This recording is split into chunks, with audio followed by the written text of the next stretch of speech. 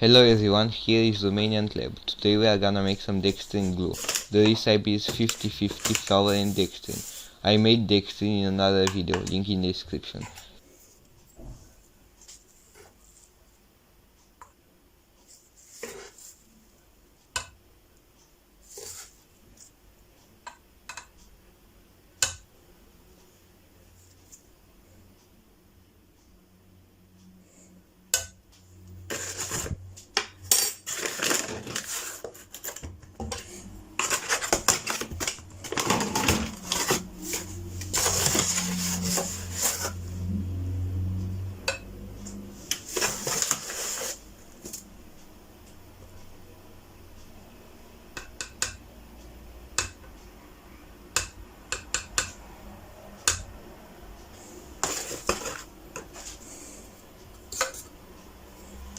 Then you add about 50 milliliters of water.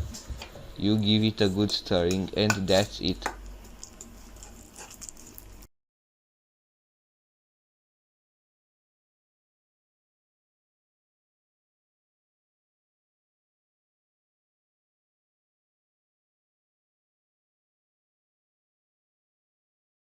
That's it.